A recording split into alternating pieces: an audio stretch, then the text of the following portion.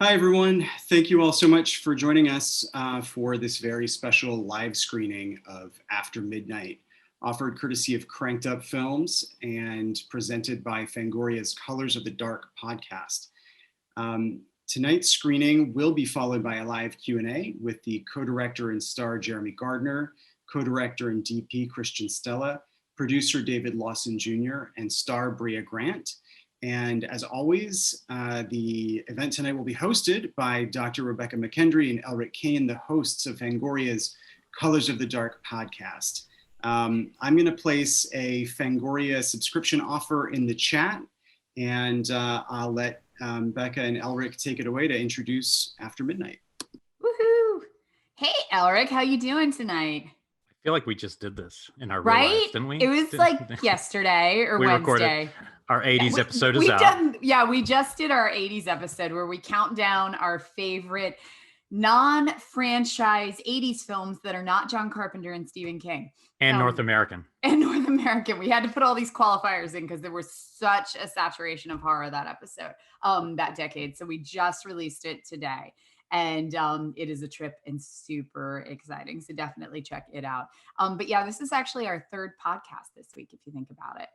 That's true. Well, this has some irrelevance. By the way, I'm wearing, Jeremy's not on the call yet, but this is a shirt designed by Jeremy Gardner. And the reason— I had no idea he designed that. He did back in the while. So this is Under the Skin, but the reason I'm wearing this is a tribute because he wears my t-shirt in the movie. So I figured I could wear his t-shirt for the Q&A. So that is, when you see a Jump Cut t-shirt, you'll know it was mine. Literally my last shirt that I gave so I was very happy to see that in the film you're about to see. But no, for us, this is special in the sense that, we saw The Battery pretty early. No, we weren't the first people by any means to see The Battery, but we saw it many years ago. And we're just so excited to see what Christian and Jeremy were able to do on a very low budget. When people say low budget or micro, we're talking usually micro to a lot of people is $100,000. When I talk about micro, I think under 10 or 20. And it's really a remarkable piece of filmmaking. And so I think a lot of us were super excited to see what they would do to follow it up. And what would come next. Yeah, not disappointed. Actually, the first time I saw The Battery, I had heard about it when we were doing our show. God, it feels like eons ago. Killer POV. I'd first heard about it with everyone talking about it there. But then you showed it at Jump Cut. And that was when I was like, oh my God, this is something so special for a budget of, I think it was $8,000. We'll have to ask Jeremy and Christian. Yeah, I think actor AJ Bowen was the one who kind of... I don't know where he saw it, whether it was at a festival, and we can ask them, but he was the one to first bring it to our radar. And then we had him actually at Jump Cut to screen it and kind of give an intro. I think he was sick as a dog too that day. I just have a memory of him being sick, but showed up anyway because he was so passionate about it. And I think that's the thing about indie films where, after this, it's going to be we're calling masterclass on indie film, because to do it, you have to kind of go A, all in, and B, it's a big part of your life. And then you need champions. You need people to bang the drum. You need people to care, because otherwise these kind of movies are a lot harder. They don't have a life unless people find it and give it life, especially now. I mean, even more so than when The Battery came out. I'd say it's the market has probably saturated tenfold since that came out. So much. And I'm anxious to hear them talk about, with After Midnight, where they had a bigger budget, like, how it changes or what does not change. Do you still, run out of times during your day, which you definitely do when you're working on a low budget feature? Does that still happen as you transition, and, kind of how you make that transition and everything? After Midnight, when I was teaching my summer horror production class, not last year, because last year we were online, but the year before when we were in class, they had just finished shooting and editing it. And I brought in Dave Lawson, the producer, to talk on the class that I was talking about jump scares. And he ended up showing the last 20 minutes of After Midnight, and we were one of the first people to see it. And it was just so amazing. That's weird that he showed you that part, because there are no jump scares in that part. So when you watch, there's nothing in it. No, there's nothing. Just just relax, and we will see how it plays out. There'll be no spoilers. None whatsoever. But it was so, even just seeing that much, I didn't get to see the whole thing. He just showed a particular scene. And even that, I was like, oh my God, this is something special. And it's really been amazing to see Jeremy and Christian kind of transition as they've, just starting, and the drive is the biggest thing that I end up showing the battery in a lot of my classes, just because it really is this beautiful example of just DIY filmmaking, that you don't fucking need to wait for Hollywood to give you permission to make a film. You But can you might go a find step further and say you can't wait. Yeah. It just, you can't. You just can't. As Mark It's true. Duplass says, there is no cavalry coming. No one's coming to save your film idea, right? You're Nope. going to save your film idea. And hopefully that will, if you do that enough times, maybe they'll notice. That's what you can do. You can have somebody notice you. You can't have them save you.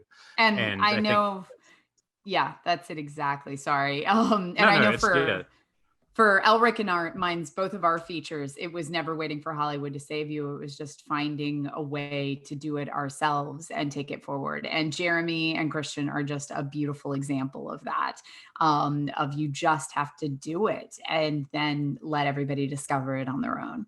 Yeah, and then we'll get to the how-to with them. The how did you do it? How did you go from Jeremy's Fall Up to the Battery, which wasn't, a widely seen film, with a script? How did they get it funded? How did they get it made? We'll have all angles on it. So this will be very different than our normal versions of this, and we're both excited about that. It will be a real masterclass, and it will exist on YouTube too. So if people didn't make it, they will be able to see this later, and I think that's important, especially for that part of it. But yeah, until then, we just want you guys to enjoy this film. If you haven't seen it fresh, I think it's a very surprising. The structure is really original. There's a lot of things to it that I don't think fall into the kind of typical indie traps, and so I hope people really enjoy this.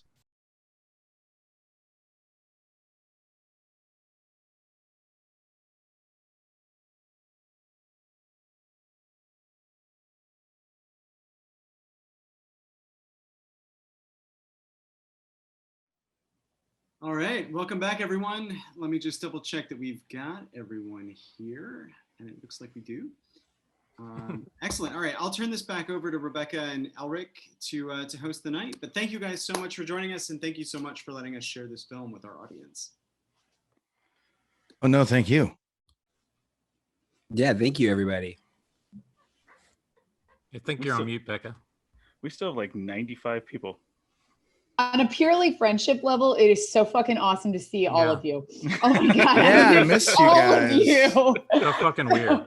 Yeah, it's been way too long here.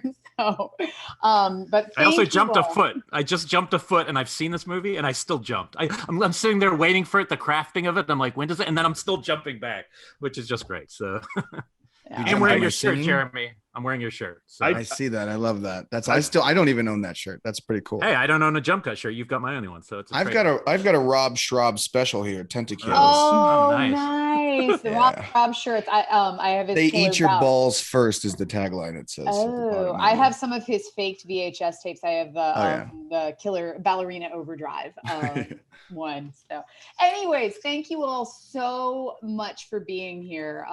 This is just a treat. And Jeremy, and Christian as well, I show the battery in my class every semester as just a phenomenal example of kind of DIY filmmaking. And so being able to have you all here to talk about it is just stupendous. So yeah, where do we even dive in on this? Can we take a first side route? Because I haven't seen Brea in like maybe a year and a half. Yeah, she's muted too. Brea, I saw a 12-hour shift really late, like only a couple months ago, and loved it. Oh, thanks, man. Yeah, that's awesome. We're talking about After I know, Midnight. but she made a movie. Old news. I thought it was great. I loved it. So let me tell you how good her new graphic novel is as well. Like my kid loves it. So, and I don't even think it's for kids, but she loves it. So it's supposed to be like YA. Well, It's not YA. quite as young as your kids, yeah. But they're a little more extreme. So yeah, but which is All right. Well, since we're talking about cool shit people did, Dave, you have a baby now, so Yeah, congrats no, on I mean that, it's too. great. So I had a child, so I'm really excited about that. I mean, I didn't have the child. My wife. And Christian has a mustache, and now we're caught up. I could talk all day about that mustache. I'm shocked. It's a pretty It's good kind of one. hot. It's a bold choice, Cotton. So There's let's- something going on here too. But Oh no. it's your Yeah. class, Becca. You have to wrangle it. It's your I know class. I'm gonna wrangle it, guys. I'm just hanging so out. we're gonna jump back to we'll get back to kind of origins of battery and filmmaking and kind of the DIY element in just a sec, but I really want to know the origins of this one. Like Jeremy and Christian, where did you guys start with the script on this, and how were you crafting it out, knowing that it would, possibly be a pretty small production? Yeah, this is gonna be all well- Jeremy. Well, no, because you kind of factor into the first 3 pages. Oh yeah, that's right. So I started writing this shortly after the battery, thinking, oh, we'll have a chance to make something because look, we made this. Well, this will be a piece of cake, and it took 6 years. But I'm a terrible writer as far as planning goes. That's why it takes me so long to fucking do anything. So normally it's what starts with just like an image in my head, and for some reason I couldn't get this image of a couch in front of a door out of my head. It's just like it just kept coming back to this shot. And then what I typically do, because I'm not a very good myth builder or plotter, is I go, okay, I got a couch in front of a door, and let me see what is okay, long-term relationships. I'm kind of having an issue with that right now. So then I just started trying to think of how to marry those 2 elements together. Hold on, Miller Lite burp. And then Oh my. Masterclass. I know it's right. Yeah, look at me, I'm Florida. Come on, what do you expect?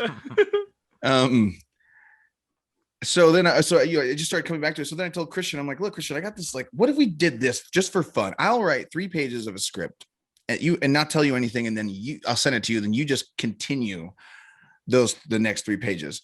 So I did that, and Christian was like, sure, and he wrote 3 pages, and then I wrote 3 back, and he was like, these are all like rednecks, I don't want to do this anymore, and he bailed. He was the first person to write a line of dialogue. Like he was like, I can't write this like this redneck Southern drawl shit. I'm out. Yeah, it was 3 pages of description, and then I wrote 3 pages of description, and as soon as basically, I believe it was what became the Shane scene, the first Shane scene where the cop comes to the door. And I was like, oh no, because back then it was a lot of like, hey Bubba, how you doing, Bubba? Y'all this, you ain't that, and what you never, and he's like, forget it, I'm out. Yeah, so then I tend to just like write myself into a corner, and I just like blindly find my way through. But I was in a very long relationship at the time, and it was not going the way I wanted it to, or I felt a little bit trapped. And it was because I was in a situation where I felt like I was not pursuing the things I wanted to do in order to maintain a status quo. She wasn't really comfortable with acting, and we weren't compatible, but we were together for a long time. And I started thinking about what happens when one person gives up a little bit of who they are to be with somebody else. And I just started adding a monster to it. Now, coming from the battery, were you writing to locations that you knew you had access to, an area that you knew you had access to? No, weirdly, because I thought we would just get so much more money and opportunities this time, that I was trying not to let that affect it as much as it did. Like the battery was constructed specifically for nothing. And this was like, okay, well, we don't have to make it for like nothing. And actually the original script was all set in New England, and it was supposed to be old upstate New York. Ooh. And one of the last things that we did when we got, when Rustic came on, when we were securing the final bit of funding was, so what if we flipped it and made it like Florida? Because Christian and I both grew up in Florida. I grew up in Central Florida, and a lot of people just envision the coasts when they think of Florida. It's all beaches and stuff. But I was like, no, I live in like, there's signs for hog hunts like down the street from me. Like it's redneck, it's Southern, but it's Florida. So you still get the palm fronds, but you also got the grits and the gods and the guns and Grady Judd, unfortunately. Plus we wouldn't have to leave our cats. Yeah, right? That's another thing. Yeah. And you can get a really, really good ham steak in Florida. People especially don't know in that. Leesburg. Yeah, Leesburg has the best ham steak. I don't know what a ham steak is. It's a steak of ham. It's like Rebekah, just keep moving. Okay. They're going to take this over, and you have to be very firm with them, or else they'll start throwing in the inside jokes, and then it derails. You have to really. I was going to ask what a hog hunt was, but they actually had me at ham steak. So Lawson, how did you kind of get involved in this? What was the script like when it came to you, and why did you, Justin, and Aaron immediately go, okay, this is something that Rustic can really kind of work with and see forward? Weirdly, we got it before Rustic was even a company. So it was just Justin, Aaron, and I, because so The Battery and Resolution, our first film, was on the festival circuit at the same time. So we became good friends with Jeremy and Christian. Jeremy was in our second film, Spring, which ironically is another monster love story. Yeah, that's the weirdest thing, is that I sent Justin this script shortly after we met each other, and he sent me Spring, and I was like, did we both write monster love movies? But that's a lot of the reason where, like, you know, when we formed Rustic, this was one of the first projects that we were like, okay, cool, this is like what we love to do. You know, it's still a genre, but it's got characters that you can really sink your teeth into, no pun intended. But you like that, Jeremy? You like that a little too much. I fucking hate you so much. But no, so and it was one of those things that when I finally got around to reading it 3 years later, we were just like, we were all in, because it was just awesome. Fantastic. Now, go ahead, Elric. No, I'm just curious, like because for the students especially, or the people who are leaving school and they make their battery and then they're trying to level up, like obviously it's very difficult to find a big chunk of money, right? So there's lots of small ways to do it, but for you guys, how did you go about trying to fund this movie in a practical sense, without talking about what the budget is? Just how does it come together? Yeah, I mean that's always kind of like a $1 million. It's like kind of a shotgun approach almost. You just, you know, whenever I find a project that I like, I just literally go to my list of financiers and different ways to get projects financed, and I'm like, okay, which one of these, you know, could possibly fit? And a bit of it is just trial and error. You know, that's not a fun answer to give to people that are looking for a way, but that's like also a great thing, is there's no right or wrong way to do it. So it's like you kind of, you know, choose your own adventure and figure it out. And we had a company that really wanted to invest in one of our films, and so we pitched them a couple projects, and they really responded to this one. And from like Jeremy and I's perspective, this script was kind of making the rounds for like 5 years, Jeremy. Yeah. And it is kind of crazy when you're going from the battery to this. You know, when Dave, Justin, and Aaron came on board, I know, like, we were even up until maybe like 6 weeks before, like, yeah, we'd kind of been burned enough to think that, all right, let's not get our hopes up. But yeah, and so it was like when Dave came down here to help us like clean out the house, it was like, oh, okay, yeah, it's happening. Yeah, it's really happening. No, and it's funny because I remember probably when I was in Fantasia for the battery, so this was years ago.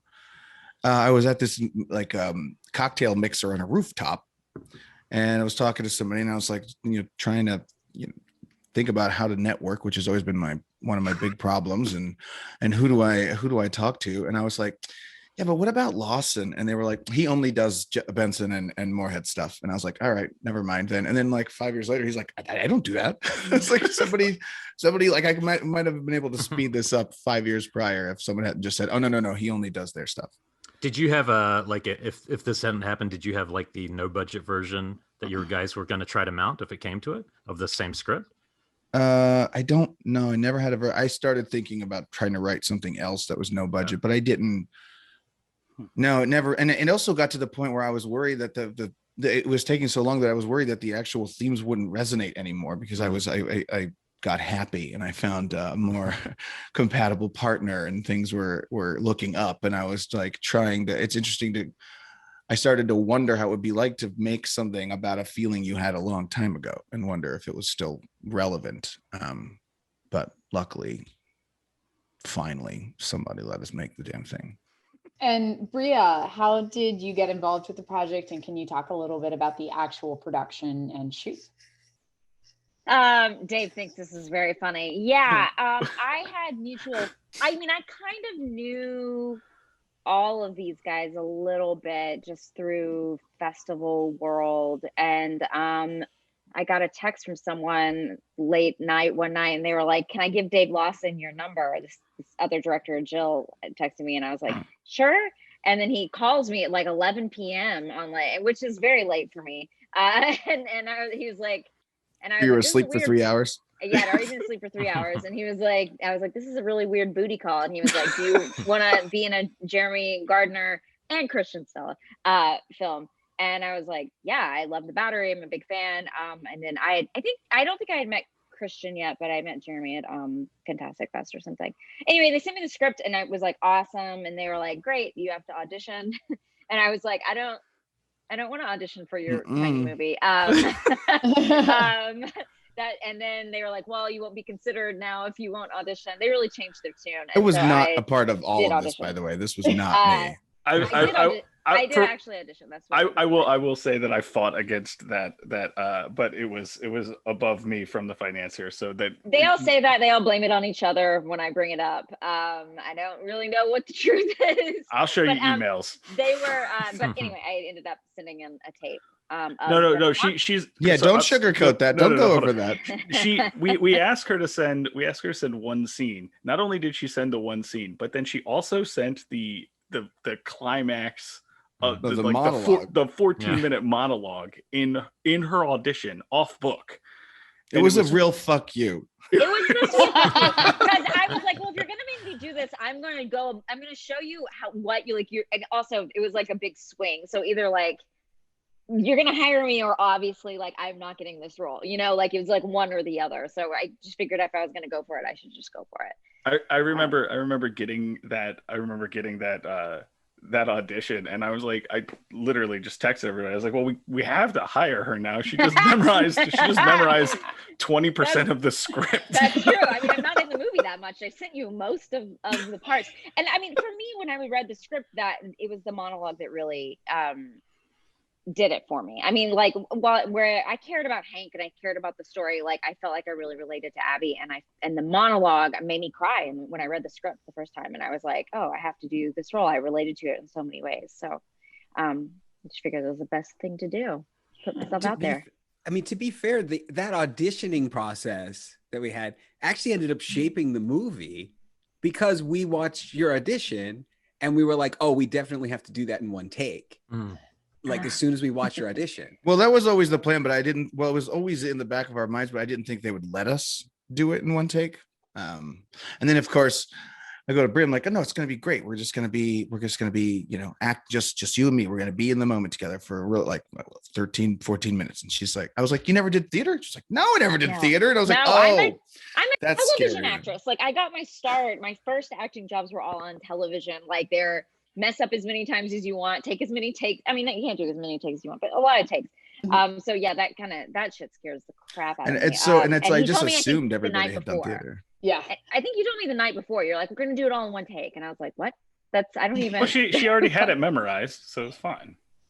No, but it was, I mean, to me, it was one of the most rewarding acting moments of my stuff. It's just being able to actually just stay in the moment for a really long time and not have to do constant setups and just kind of breathe and like actually react rather than just kind of wait for your moment. But I didn't think they were going to let us. We were planning on doing traditional coverage, and then I think after like second or third take, Dave's like, "Yeah, so we're just going to do this in a one, right?" And I was like, "Yes." I think it was the first take. I mean, the idea was, that's kind of that's always my brand of producing is always like, hey, like let's try to, whatever the vision is, let's try to be true to that. Sometimes that just doesn't work though. You're just like, oh, that's not going to work. After the first take of that, I'm like, it's not there yet, but it's going to be, and it got there very quickly. So go ahead, Elric. No, you go. I was curious about the location. Where in Florida were you shooting? How did you get the locations, and specifically the house? Because it's such, kind of a big piece of production design. What was this house you were using? Lay it out, Christian. No, it's in Leesburg, Florida. Is it Leesburg? It's Leesburg, right? As Florida gets. Home of the ham steak. It's like a place called Wolfie's. Go there. It's like if you go to Disney World and then you go like an hour and a half past it into another dimension that time forgot.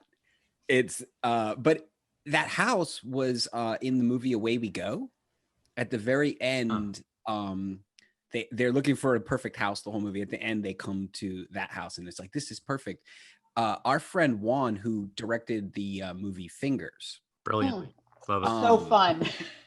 He worked on that movie as the guy who sits in that house in the dark with all the power out at night, just to make sure people don't break the windows. And he used to call me on the phone and be like, hey, can you talk for 3 hours? Because this is really scaring the shit out of me right now. And I would talk to him and he was like, we got to film a horror movie in here. We got to film a horror movie. But he goes, the problem is the people that own this house, the only stipulation they have as a location is no horror movies, because they didn't want that stigma of being like the house that everybody goes and flocks to. because it was in a horror movie. And so I think Dave came down and we spent probably 2 or 3 days looking for a house. Yeah, I think it was close to driving around and just being like, let's go knock on that person's door. It was weird. Just terrifying. I hate doing that. And then we especially in Florida. Yeah, and then we just gave up and said, let's go put a note in the mailbox of that house. And it turned out they were super into it, and they didn't. But that wasn't how we got them. We ended up getting them, but because I had to look up when the last sale of the house was, and then I called that realtor and explained what we wanted to do, and then that realtor reached out to the owner, and then the owner called me really weirded out because he's like, "You want to do what?" Because nobody had lived in that house for 5 or 10 years. It was completely There was no electricity in that house, no running water. It wasn't vacant. Wow. It wasn't vacant. There were plenty of spiders and snakes. We had to bug bomb it like 4 times. Yeah. The snakes, all my beautiful snakes. You can't tell, but that house is not functioning. They cleaned out. They like gutted the whole thing. Yeah. Oh my gosh, snakes! Wow, that's some intense film. Brea loves them. It was mating season too for the snakes. There were literally 4 or 5 yellow rat snakes in the porch overhang, and you could see them just chasing each other and fucking in the ceiling. And then one of them just dropped onto the deck, and Arvin was terrified. I had to go grab one so that another actress could get out of the bathroom because it was laying across the path in front of the bathroom. Yellow rat snakes are poisonous, right? No, venomous. Venomous. They're not God. venomous, Please right? Don't fucking get started on this. Don't get Jeremy started about snakes. I missed my calling. Yeah. Oh my gosh. Of being a snake. I wanted to ask a little bit about limitations, writing for limitations and leaning into them, and kind of the aesthetics of limitation, like knowing when you're writing it. I was thinking about the long take before you guys just mentioned it, and like knowing when you're writing this, how you're going to shoot certain things because of coming off something like The Battery and knowing that you had to write for limitations. Obviously, you don't necessarily know that when you're writing this, but how much was that a factor in the writing process? And then when you and Christian then visualize this together, and for those who don't know, Christian's also the cinematographer on these films. How much are you guys actually just trying to lean? Because it always feels to me like you're leaning into the limitations in a way that feels it really becomes an aesthetic, and it becomes exciting. It doesn't feel like a limitation, which it can in indie films. You can notice like a long take that doesn't work, and here it feels so purposeful. So I guess in a way I'm kind of going back to the writing part of this and how much of that is pre-planned versus the execution. And as always, I ask questions that are just broad generalizations. That's why she doesn't let me talk.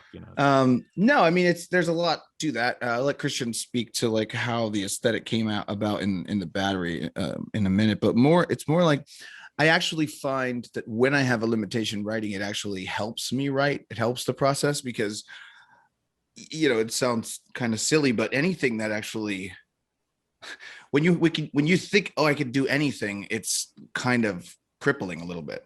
So then if you go, I can do anything in the woods and with this many people, then you suddenly you have to put your creativity in that box and then go, how do I make the most compelling version of that?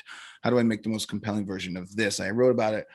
I think I wrote a little bit about it in a Fangoria article years ago about how it always bummed me out when I would meet film students who had like spent $200,000 trying to make this giant like action thing. And I said, it's like, yes, you can make a cool movie about going to Mars, in your bedroom, but like you could also make a really fucking cool movie about someone in a bedroom, and like why not think about the most compelling version of that, because that's what you have, and you get to use your imagination to take something that might seem a little bit more domestic and a little bit more scaled down, but then go, how do I spin this? How do I actually make people excited about like a movie that takes place entirely in a treehouse, instead of trying to make the treehouse look like a space shuttle and using all of your resources and overstretching yourself? Just make a really fucking cool movie about being in a treehouse.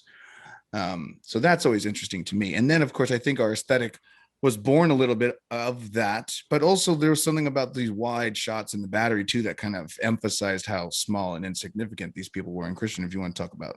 Yeah, well, I think also too, the first thing I do on these movies is I come in and I go, hey, those like 2 really cool set piece action scenes that you have? Yeah, we got to pair those out. Like his scripts The Battery is exactly what the movie turned out to be, and After Midnight is the script is exactly what it turned out to be, plus 2 action sequences probably in each that I was just like, dude, you know that part where the monster is just attacking all sides of that car? Yeah, it's on the truck, and the truck is driving around the yard, and the monster's on the top of the truck. And I'm like, do you realize we're gonna have to get like puppet hands made of the monster, like hero claws that are gonna be real close up? I was like, dude, that's like 3 different monsters to do that one sequence. I was like, that sequence is, you know, and then it became a whole nother sequence, and then in editing it became almost nothing, which is another thing that we do, is pare things down in editing. If anything ever doesn't ring like true to us, we will pare it down. But the aesthetically, I think with the Battery was, I was a food photographer, still am, and kind of a new photographer. So I knew a little bit about photography, not much, knew nothing about filming a movie. So the Battery was just kind of a total accident on my part as far as the aesthetic. I was like, yeah, this is how you shoot a movie. And then everybody loved it. And we go to make After Midnight, and I was like, shit, like now I know a lot more about like how to frame shots and how to do this. And I was like, but also I don't want to like alienate the fact that people really like what we did with the Battery. And I'm like, we have a budget, like more of a budget now, but how do we like stay true to this indie sensibility? But yeah, I've always also been really into, I always find that there's these more and more elaborate oneers in every movie where it's like, wow, can you believe they went into a plane and the plane fell into the ocean and we're in the ocean? And that, I'm like, I really just have always, and because again, we kind of just were self-taught, I'm an actor. So I was like, I like when you just get to watch people acting. And so it's easier if you just sit here and go, let's just do this take until we get it right. Then we know we've got it, and then we'll move on. And so like, but I also really like the wide lush shots too. And it was a real bitch for our sound guy. He's like, oh yeah, so you're shooting like 4,000 fucking feet wide. Where am I supposed to hide the mic? We're like, I don't know, man. Hide it in a rock. Figure it out, bro. I would love to put the question about writing to what you know you have to Brea, because you wrote Lucky. And starred in it as well. And that is another kind of, you know, one that is definitely written to be a smaller budget. So yeah, I'd love to hear a little bit about writing that. Yeah, I mean, and 12-Hour Shift too, which I wrote also is all technically one location, even though it's a hospital. It feels huge because it's a hospital. It feels bigger than it is, but it is almost, we shot it actually all in the same hallway. You just, I mean, it just looks kind of different because we decorated the rooms differently. We reused the same equipment in all of the rooms. We just had to move it from room to room every time we used them. And then we hid when you couldn't see it. Yeah, I mean, I think when you're especially like, I mean, so I made my first movie that I directed and wrote in 2013, and we made like a road trip movie, which seemed like it was going to be easy because we could just shoot in cars and shoot on the side of the road in like West Texas, but it was so damn hard. And so I think I learned some valuable lessons about shooting in cars, locations. So when I was writing Lucky, I wrote Lucky before I wrote 12-Hour Shift. I was really trying to think of if I had to make this with my friends, could I do it? And that it is sort of designed, it's just set in a couple of houses. And I think it's just something, especially like when you don't know, you don't have people banging down your doors to finance a movie, you have to kind of think that way. And it worked out fine. Look, you can always scale up. I mean, that's not a problem.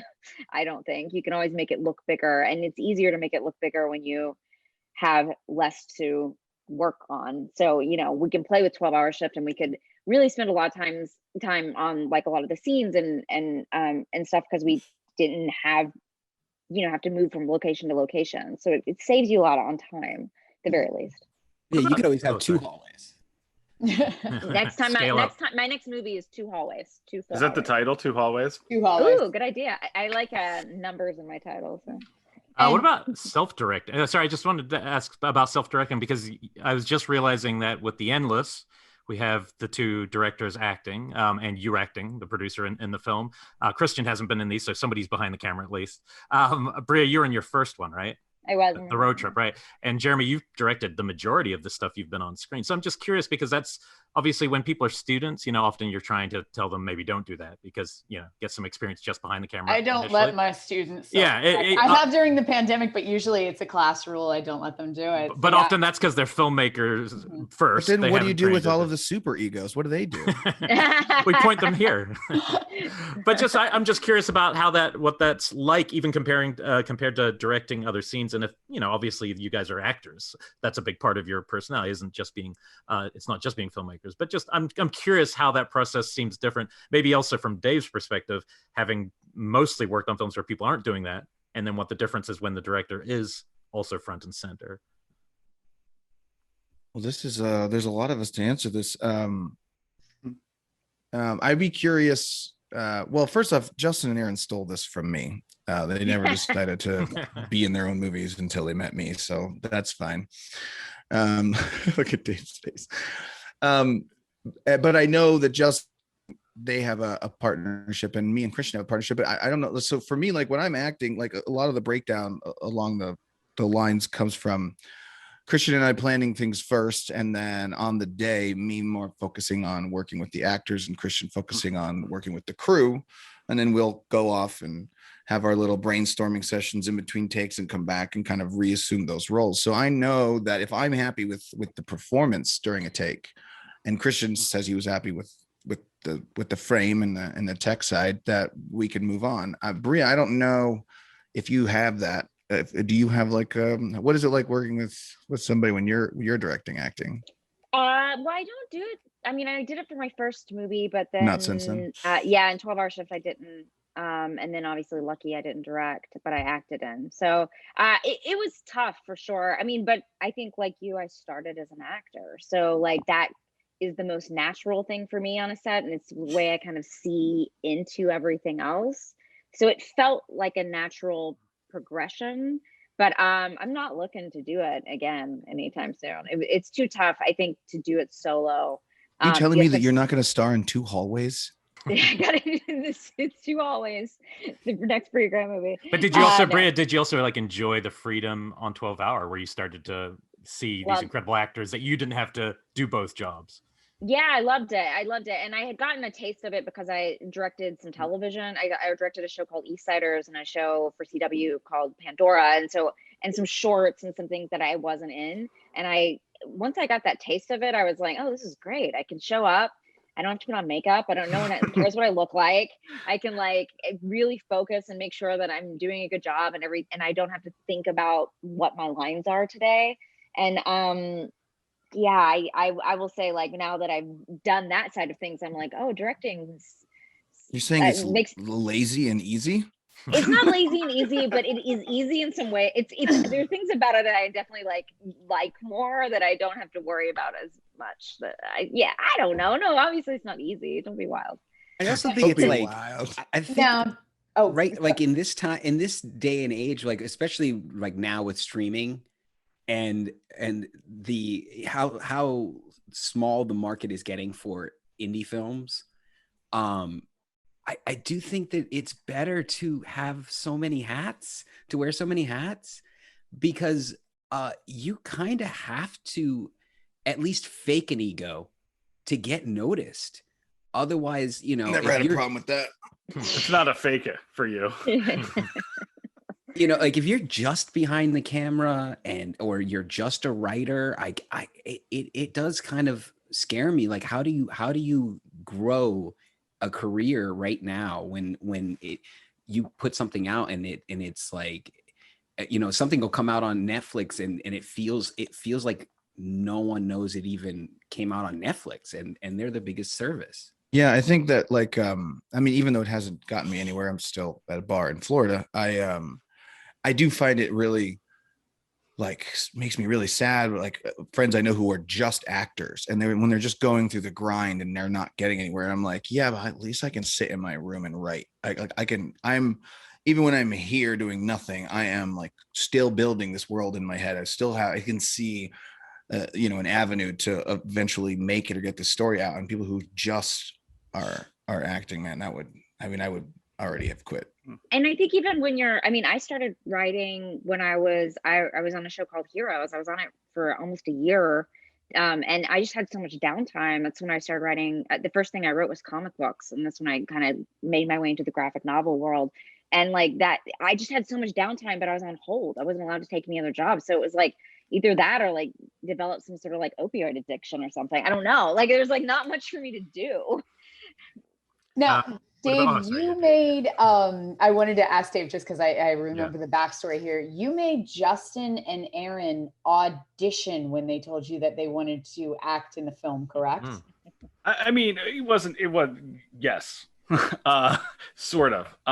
See, Brea? No, it was less that. Obviously we had done for our first two films, like every time they do the festival circuit, we do these stupid little videos to like promote the movie because otherwise nobody ever hears of it. And so there was always like something fun for us to do.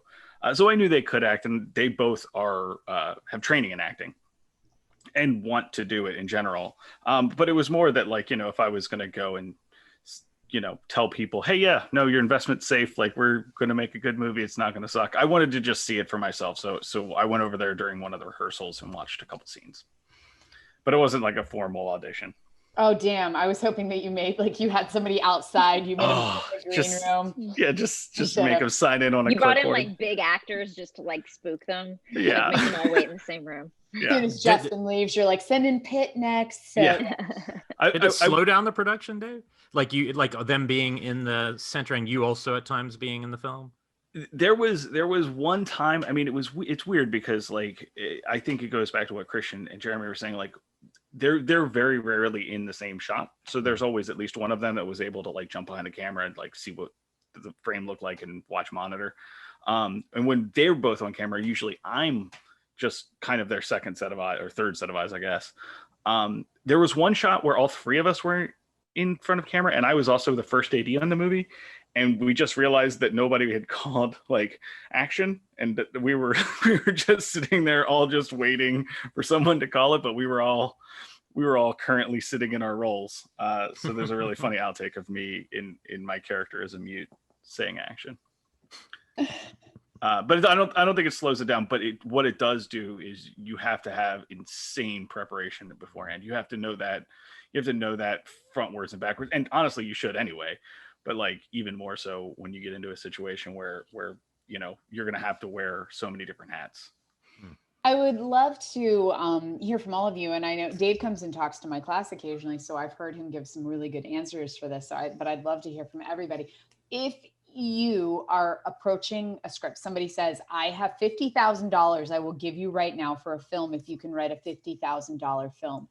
What are kind of the first steps that you take? Like, what are the sacrifices and where do you really kind of play it up? Like, what can you do with that?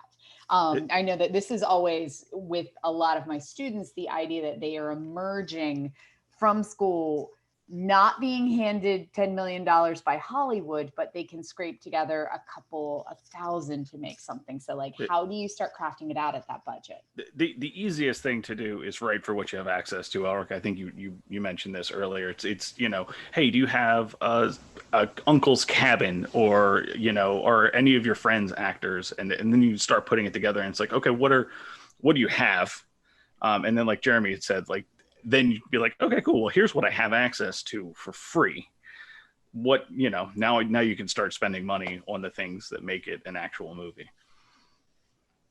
Yeah. And I think you also craft around. So like, I mean, I've actually been toying with that lately too, because it took so long to get this fucking thing made that I'm like, maybe we just need to go back and make something way, way smaller again, like the Battery, and just keep it all ourselves. Just own it. Just take all that money. And no, there's no. That's a really powerful post. Arrow just cut him off. I love. Oh, he's gone. So the distributor was like, nope, he's no. done. This is no more. Central Florida internet right here. It's Jeremy Gardner internet. It doesn't matter where he lives. He lives in Connecticut, right outside New York, and he would have this internet. But that piece is. Oh, there he is. Hey. He just came back, Jeremy. Oh, God damn it. It was the best answer ever.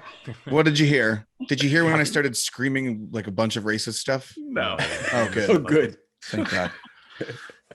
No. So I was saying, I think that if you start writing for what you have, or I said, or you could write for something generic like a hotel room or something that you can get if you don't have anything like that. But then also, like I was saying, that in the prestige TV drama era, some of the most compelling sequences I've ever seen, some of the most like intense scenes are not set pieces. They are crafted around revelation and setup and tension building. And that's a way where you can take something small and go, we don't need to do this we don't need 9 horses. Let's just figure out what this person wants, what that person wants, and find a very interesting and compelling and tension is a big thing for me. I'm trying to learn even more how to rely on tension because I find that it's so compelling. And that's why I get mad at people who don't like baseball. Baseball is a sport of tension. It rises and releases, rises and releases. It's not fast like every other fucking game. It's about slowly building tension. And so I think that not just writing for what you have, but realizing that a lot of the compelling shit can happen just between the wants of 2 people. And how I also think that we've been talking about, trying to make something maybe for 20,000, 20 to 50. And the first thing that I think when I hear numbers like that is, okay, what can we make where I can shoot it and we can get a sound person and that's it as far as the crew, because there's not going to be any money to have a crew, to feed a crew, to travel with a crew. So that weighs on me a lot, is okay, because we can move quickly if it's just me and a sound person. We can move very quickly and also save some of that money to do a 5.1 mix in post, because the battery, the thing that really kicked our ass on the battery was sound. We shot that for 6,000. When we made that for 6,000, when we got done with that movie, it was like we had 0 for post. And it was like, I guess I got to learn how to mix a movie now. And I was like, yeah, you do that. It took 6 months to mix it in stereo. Else. Yeah, so it's, that's why the battery's in stereo.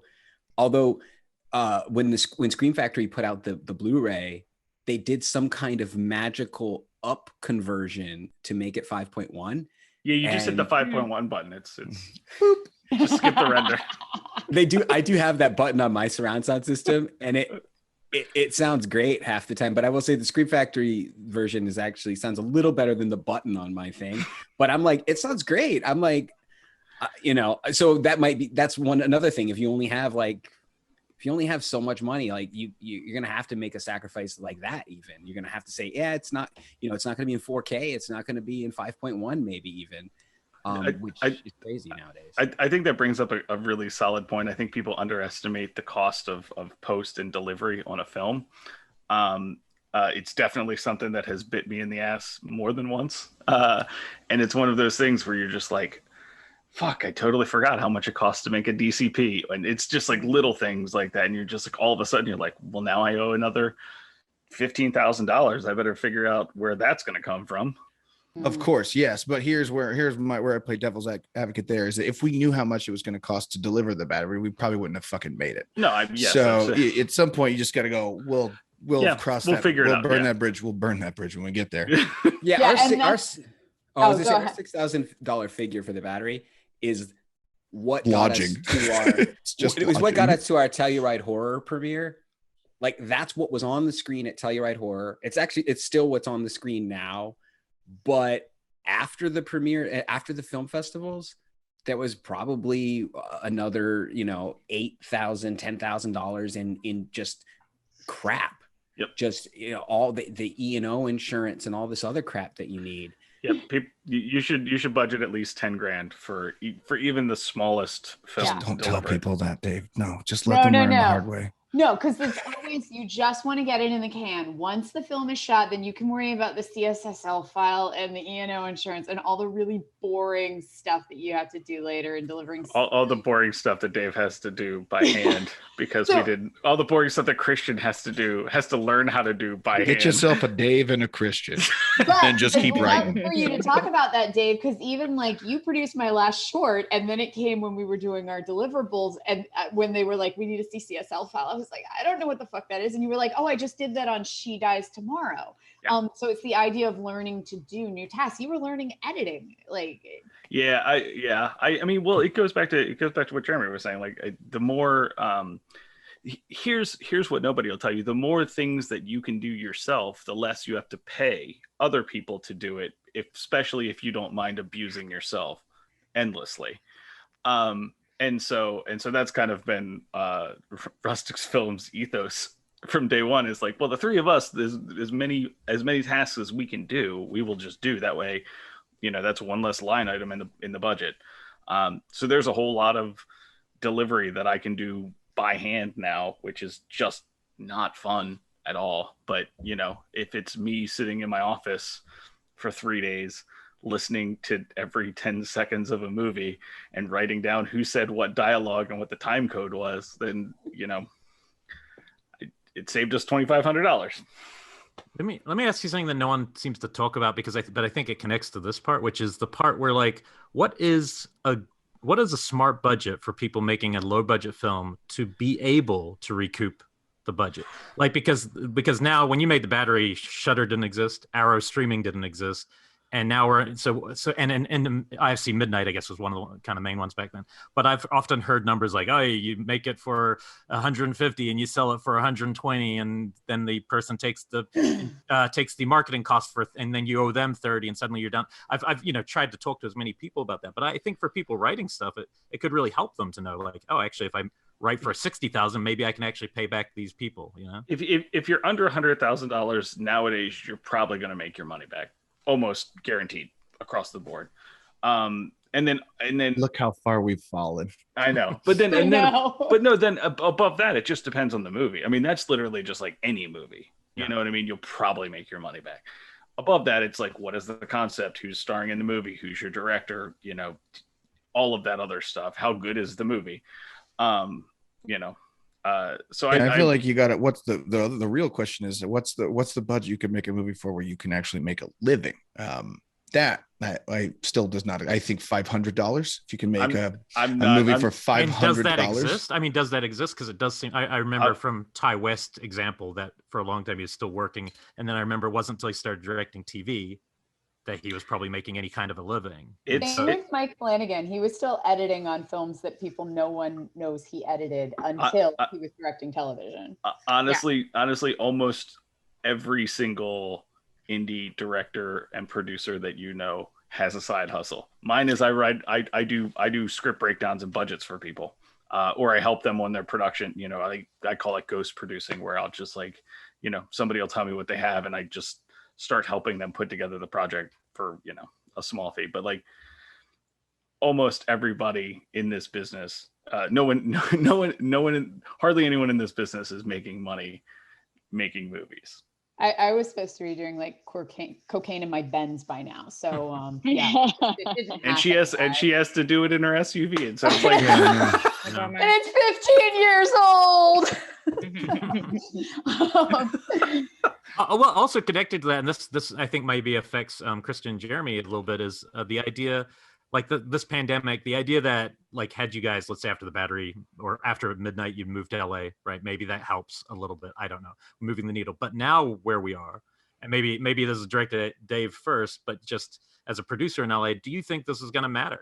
Do you think that we are at a point now where what Christian and Jeremy have been already doing, basing themselves somewhere more rural, can actually be sustainable as much as living here? Honestly, I would not be. I mean, I'm curious to see.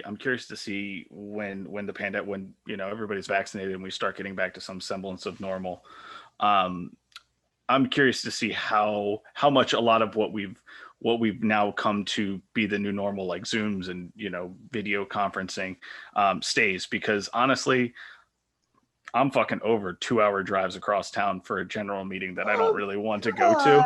There's one more person. I have not missed meetings in Culver City to save No, and like Culver City, Santa Monica, it's like, I fucking love your, look at your beach view. I don't give a fuck. I just had to spend 6 hours in traffic to get there from Glendale. And honestly, like if this stays like this, like, and I can produce from anywhere, like, I think you'll see an even bigger exodus out of LA, because I've been doing location scoutings for Mississippi from my bedroom, and that's a beautiful thing. Yeah, and I mean, like, I will agree. I also disagree, like, because I feel like there's some things that like just don't work not being in person. Like I was in a writer's room last year, and it was a Zoom writer's room, and it was awful. Like it was, I feel like I didn't get to know those writers. I feel like we ended up with a good season of a show, but like it was really tough. And so I agree. I don't want to drive to, please, I never want to go to Santa Monica or Century City ever again. But I think there are certain things that, like, if you want to be a writer on TV, you're probably going to have to be here, or like, or something like that. But if the three of you are in LA, that's the difference. Like we're talking about saving drives across, but like for guys like them who are actually regionally based, like I think it's up the industry for that. I think so. Absolutely. Because I mean, especially because we can, when we took the production to Florida, we were able to get things a whole lot cheaper because it's not saturated with film prices. It's like the equivalent of like telling a caterer that you're catering a wedding. Wait, y'all gonna film a movie? Yeah, you can have it for free. I honestly, like, people were, left and right. Like, they'll give you a ham steak for like $13, and it's like, let's talk about ham steaks for a second. No, I would say the only thing that I feel like I miss out on by not being in LA is like, hey, Brea, you want to go have coffee? Dave, let's hook up and throw axes, I guess is what you do now. Like, hey guys, you want to go just have a drink, and like just sitting and talking to a bunch of people who are kind of in the same game. You never have any. First off, it's just nice to know you're not alone in this nightmare, but also the amount of stuff that just kind of bounces off in a conversation over a cocktail or a coffee. It's like that could be the next thing that kind of opens a floodgate in your head for an idea, or switches something, or gives you your new. It just, you don't have that out here. I live in Polk County. I promise you, if I leave here, I'll just come back once a month and just set up a weekend of drinking and coffee. Or I think you get the same thing out of like the same kind of synergy going to like film festivals or something. Yeah. Like at any place where there's just a lot of filmmakers around and you meet people and then you kind of. And you are so right on that, Brea, because even like the people that I see in LA almost every day, when we go to film festivals together, it's a different energy. It's I see friends in LA more often in film festivals than I see them in LA. Yeah. Because they live in fucking Culver City and I'm not driving there. So I'm going to double back really quick, because I remembered a question that I wanted to ask when we were talking about kind of DIY filmmaking. I've always said that when you're making something, below 100,000, that you still always have to have one really big piece of production value. You still have to have the one thing that's going to push people through. And in this case, it was obviously the monster is like your huge piece of, okay, we did not skimp on this thing.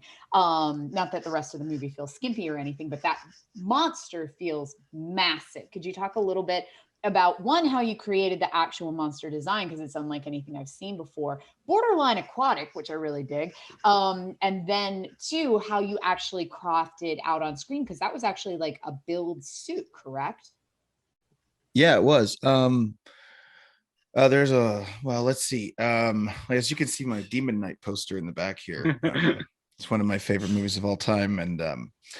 And when we started talking about this, I'd always envisioned the monster much, much smaller, actually. And then they told me that I can't throw a 9-year-old kid into a window or something like that. So I started having to, like, I wanted to be a really, really aggressive, like baboon-sized creature that could actually be like on my back and stuff like that. And then got it. Okay. What's that? Shakma. Have you guys seen Shakma? Oh yeah. Killer baboon. Okay. Yeah, it's just that baboons are terrifying. They're super strong, and they're small, and their fucking teeth are they're weird. But then so we started talking to Todd Masters, who Dave guys talked to, and I found out that he's the guy who made all the demons in Demon Knight. In 1995, my mother got me a VHS copy of that. Put it. Is he? Is he? Todd Masters. Hey, Todd. Yeah, he's a panelist. Okay. That's awesome. Well, shit. Now I'm not saying anything anymore. Do we want to bring him over? He can talk. Yeah. Let's bring him over. Sure. Alex, can we bring over Todd Masters? I didn't know Todd was it. Oh my You've God. got That's so it. awesome. We have the power, y'all. Oh my goodness. Cue the Symmetry Gates music. Guys, I'm sweating. Is it because of Todd or because It's a little bit of Todd. It's a little bit of I'm Florida, and Florida. I had to turn the AC off because it would be too loud. Todd, Hey! hey. My Demon Knight shirt here. So Oh shit! we got some synergy. Oh, Oh I my love gosh. it. I didn't know I was like visible. I was kind of sneaking in here trying to hear what shit you guys were going to talk about. I can see a list of panelists, and as soon as they said Todd Masters, I was immediately like, I saw him earlier in this chat, and then I looked and you were still here. You Hey, got you know- called out.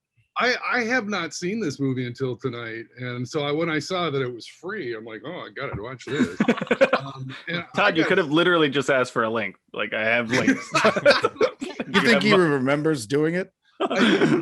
Everything in life is a blur for me, but you know, I hadn't seen this movie, and I gotta say how kick-ass it was. That whole business around the table near the end, you know, it was so well directed and written and acted. Your team was stellar. They were. I did the monster stuff. I'm talking about the human stuff. The human Oh, stuff. well, yeah, that's. It was really well done. And it had me. I mean, I'm a behind the scenes, you know, I don't care about any of this stuff. And all of a sudden I'm like, whoa, what the fuck? So very good. Congratulations. Anyway. That's awesome. Thank you so much.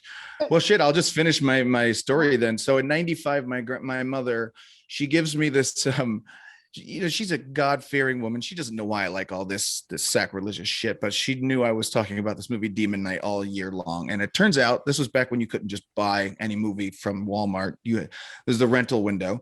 She had gone and hassled the video store owner for like days at a time until he finally pulled a copy of Demon Knight off the shelf, shrink wrapped it, and was like, $10, just leave me alone. So then I woke up on Christmas morning in 95, and you go out to look at the tree, and I see Demon Knight poking out of my stocking. So I pulled it out, and the very first thing I did before my family was even awake Christmas morning 95 was I fucking watched Demon Knight. And then everybody got up and opened presents, but I was already up watching Demon Knight.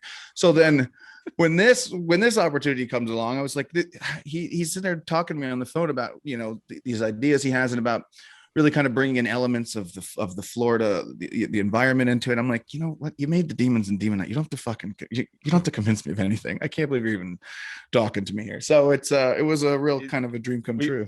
Yeah, we were fortunate. We had Todd and his wonderful team at Masters Effects had helped us out on Spring, and so we had a relationship with Todd and the company. And when we were like, oh, we need to build this, we were like, well, yeah, we'll just call Todd, because who else would you call when you need to do something like this? Yeah, and he was basically like, you don't have enough money for this shit, but I have a werewolf body that you can use that for, and then we'll just build the head. How about that? And we'll put the hair on the werewolf later on. And that was that's amazing. I don't think I've used an effect in a movie yet that somebody didn't have a pre-build on, that they were like, well, I've got these dentures, I guess we can fuck them up. It's just how it's done now. Happens. So Todd, I wasn't dreaming with the aquatic nods. It was kind of angler fishy. Well, actually, you guys didn't you send us some like reeds? You know, you gave us like some topography of the, we got a thing of a bush from you guys, and you're like, I sent a lot of Florida, like vegetation shots, some weird birds. There's a lot of weird birds, like talking about like the crests on some of these like wading birds, and then of course like the Spanish mosh and everything around it. So they kind of just incorporated all that into it. And it was, I thought it so really cool. worked too, actually, because again, Absolutely. I hadn't seen it till Yeah, I mean, tonight. if only we what do we have, a day and a half? If we had more time, that thing would have been on there way too much. It would have just been like sitting at the table like during a conversation. Yeah, I think you never really listened to her, Hank. No, I thought it was beautifully done, and I always love the movies that just kind of tease you with the monster, and you build it in your head more. I mean, because every rubber monster, as good as we can make them, it's still not as scary as the person watching its worst nightmare, and so you kind of want to tease it a little bit with little kind of symbols, teeth, drippy shit, good silhouette, and it all really worked here, especially because the characters were so great. And also in this movie, it's interesting because I definitely the first time I saw this, I believed it was Brea even when they're sitting at the table. I was like, there's no other scenario that in my brain could make sense. That's why the jump is so effective, because she's sitting there enamored and you guys are falling in love again. And that kind of sleight of hand is quite brilliant that me as well. And it just, the structure of the film was very original and surprised me. And shows that you can build intimacy cheaply. The connection between two people is cheap to build. So I think when Jeremy originally pitched this, he's like, yeah, it's like, you're not quite sure. And then at the end, it's just fucking Tremors. It's just fucking Tremors. And there's a real monster. Tremors is I love that. I love how many people have these like, oh, it's this and that. It's a metaphor. And I'm like, no, he's just having a really rough time in his relationship. Also, there's a fucking like swamp monster also like, it's just sometimes shit hits and then other shit hits. There really is nothing more complex to it than that. And I always find that kind of simplicity really like kind of endearing, when it's just like, no, this isn't some deep like, and of course a reading of that is not wrong. There definitely is something to be said about this guy's own monsters, own demons, but that also is not the reality of the situation. The reality is that this thing crawled out of a fucking hole in the middle of Florida, and it's attacking his door while he's also dealing with some relationship shit. And to me, that's sometimes you don't have to overcomplicate things. Sometimes it can just be that somebody having a real rough time. Doesn't have to be like any more than that. Really quick, guys, you can drop questions in the Q&A and we will pull you over. They can be about the film specifically, they can be for a specific panelist, or they can be kind of about DIY filmmaking in general and advice. Christian, do me a favor real quick. I want to see if this works. Text me really quick. I want to see if you can hear what my text sound has been for 2 years. Hurry up. You're building suspense right now. How we doing, Hank? Did you guys catch that? That's Justin Benson going, how we doing, Hank? Benson. We had to watch that a million times, and now it's literally, I'll be at work like, see somebody fucking talking. I'm like, oh no, that's my text. That's Justin saying, how we doing, Hank? To answer one of the chat questions that's in there in the Q&A, Jessica, the gunshot reveals are actually done in post. That was just, they were fully lit, and then we just took them down and then brought them back up. Oh, that's so smart, guys. I was actually about to ask about that, because that is so much coordination otherwise. Nope. It's just lit, and then we just turn it off in post. Yeah, we just blasted it, but the most really bright. And everyone was like, what the hell are you shooting right now? Like, what are you filming? Because it's the ugliest shot in the world when you're shooting it, because you're just like, well, it's also the full monster. It's also the full monster too. It's like as bright as you can. Yeah, just like the possible. Yeah, the one thing you would never do with a monster is just put a light right on it, straight on it. But and that was one of the first sequences that I ever wrote that I was like actually excited about. I'm like, oh, this is gonna be great. He's like, it's just being lit by these shotgun blasts, and then that was the first time I was like, how are we gonna fucking do that? I have no idea how to do that. So it's one of those things where you just have to trust. They're like, no. Christian's like, yeah, it's gonna be really, really bright. It's gonna be fine. I'm like, that's all right. I'm gonna trust you. Let's do it. Lauren Peterson has a phenomenal question asking about kind of the music and the soundtrack for this.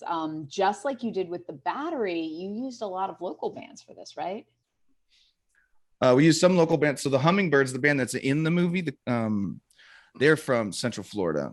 And then I met them because they played on a frequently basis at the brewery I still work at. And they had this kind of old timey feel that I really liked. And they're a married couple. And for the longest time, because the band, The Parlor, the other band that did the score and some of the songs, I'd always wanted them to do the score for this because they're also a married couple. And I thought it would be interesting to have that dynamic of a long-term husband and wife are the ones like writing the music for the movie. And then I find this other band locally and they're in so it was all this great kismet to getting to. And then of course, The Parlor, they record all of their albums out of an old haunted farmhouse up in upstate New York where they live. And they'd never done a score before. So to walk them through, to kind of see as they were them sending over more and more and more options and then starting to hone it, and then it just became it was amazing. I think it was a great call, but it was also a leap of faith. But it was one of those things where this is another thing I think about low budget movies is, rightly so, there were a lot of artists in The Battery who did not want to be involved because we didn't have any money to pay people. The parlor was like, take what you want, like use our art to make your art. And so the idea of being able to come back at them later and say, hey, we got a paid gig this time, and we want you to write a score, is like, I feel like when any time you can help another artist out. And after the Battery, how many times did they tell us, Christian, that every time, like when the movie was released, when the DVD came out, when it had they were like, our sales just went I boom. bought that song. Yeah, I'm pretty sure they sell more albums than the Battery sells Blu-rays. Also, I think it's worth mentioning, especially, you know, if there's an artist that you really dig, just reach out to them. I mean, Lisa Loeb was really cool on Stay. Okay, so that was going to be my next question. That is a significant piece of production value right there that you obviously had to spend some money on. So what was that interaction like? Because usually if you were doing a smaller budget film, you would not be like, let's get Lisa Loeb. Well, it was originally a different song, and that person said no, which made sense. And then so we got with our music supervisor, and we're like, okay, cool. Here's what we kind of like. Here's the vibe, and it's you know, because it's this song that's on a tape that Brea finds, it has to be of a certain era.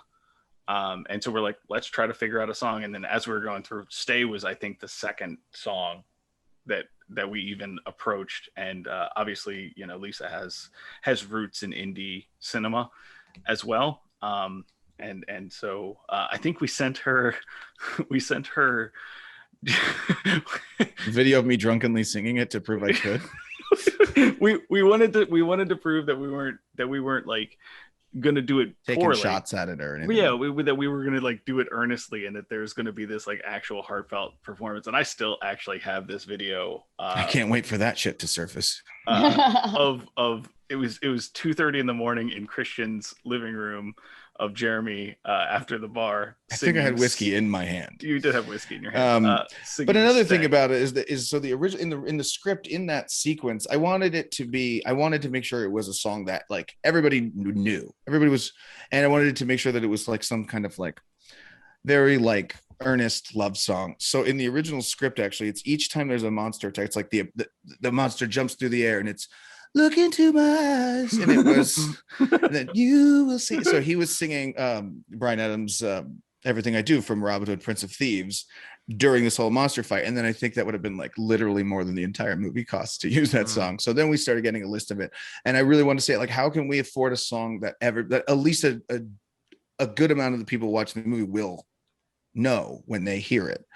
And Christian, we were thinking 80s, and Christian's like, well, I'm not, like, I'm a little bit younger than that. So what if we like popped up to 90s a little bit? And then as soon as we hear that opening, like everybody on set, we walk around, hey, tell me if you, and we just play that. And then like, you said, so everybody knew it. So we're like, we got to go with this. That's one of my favorite moments every time we get to, like, when we were watching this with the live audience, is like, as soon as that hit, everybody knew that Jeremy was about to sing Stay. And then most people knew that there was going to be some kind of thing that happened. And we got to. Well, the weirdest thing is, because I love that moment of that recognition when the people hear that song. So I go to Switzerland and I'm ready, and then nothing. And I was like, and then afterwards in the Q&A, and they're like, yeah, we didn't get that song here. And I was like, oh shit, maybe Stay is not an international song. But Alex, can we bring over Eddie Coulter, just because he has a good question, and he is one that we all know from Chattanooga Film Festival. Did Brea just leave us? Is he still drinking moonshine? I think he is. Moving Eddie over now. You eating? She closed her video so she could snack. You can snack. You can snack. And Todd, if at any point you feel like you want to, I'm happy to move you back, or you can stay. I'm still trying to figure out what the books are behind Todd. So can we just turn this whole thing into a Q&A about Demon Night, though? Because I'm down for that. Eddie, it's good to see you. You too. I swung, by the way, David. This is full of moonshine, Your Honor. Very good, my man.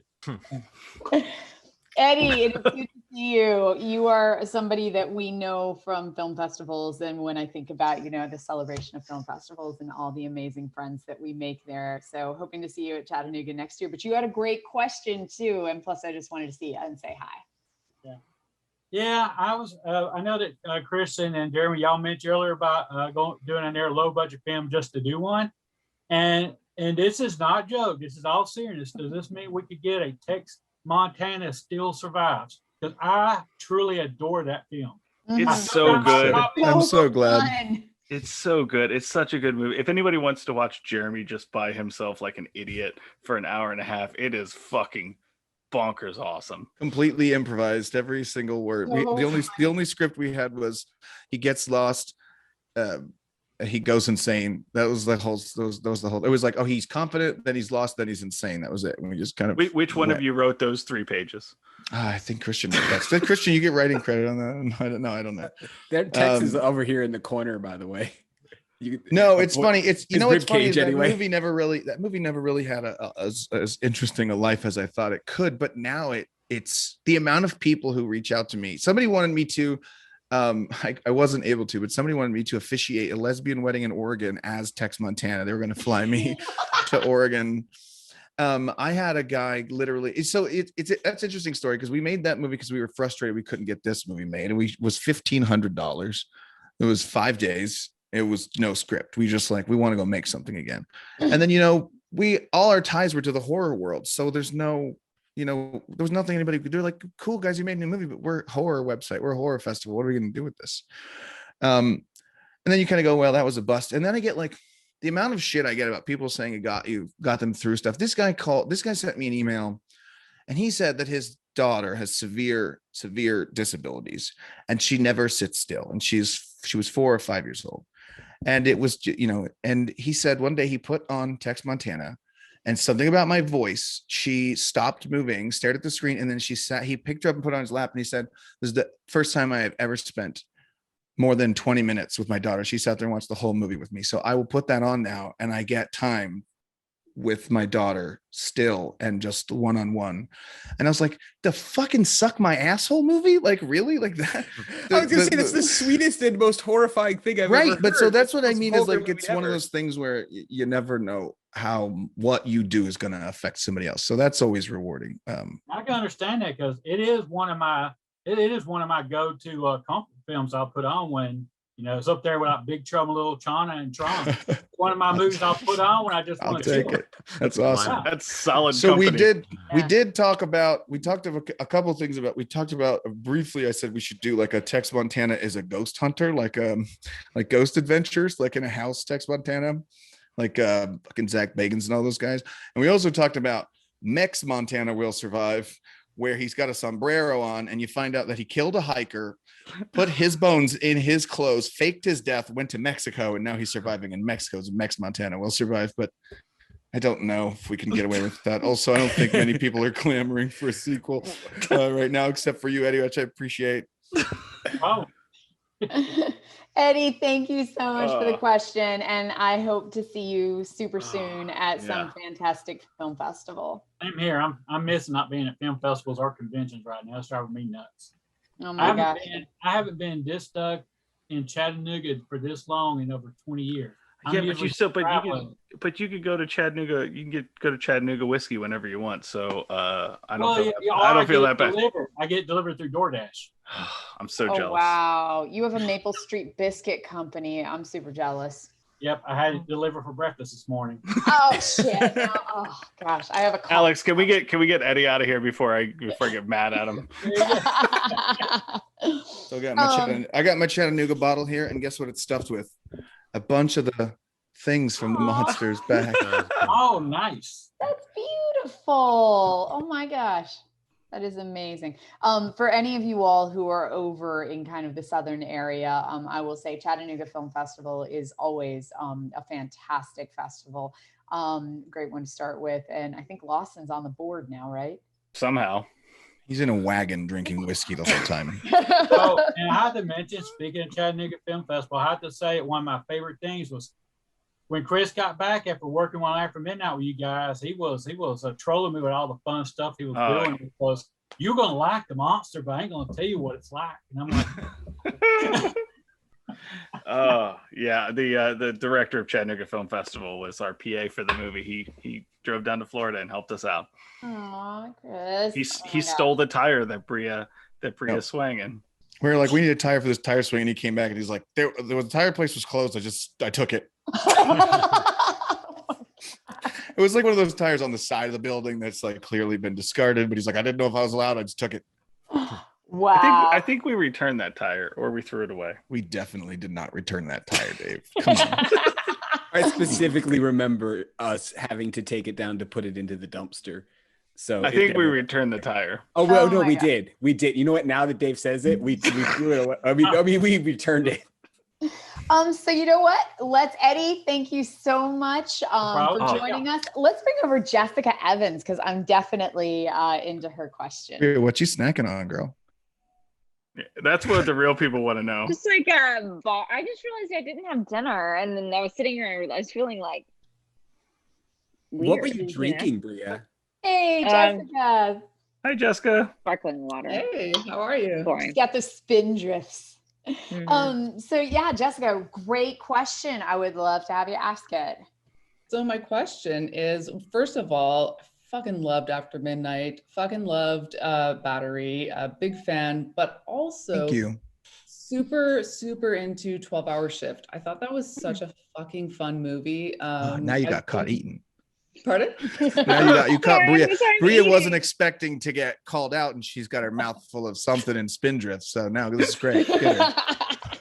I'm sorry, Brea, to catch you off guard. But no, seriously, last year it was one of my favorite films that I saw, like vis-a-vis like online film festivals and stuff like that. But I was curious about the musical scenes in particular.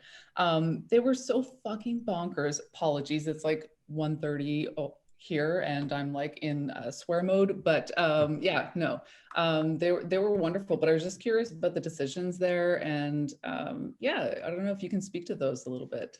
Yeah. Where did you see the movie? Oh God, where did I see it? I think I saw it at Fantasia Fest.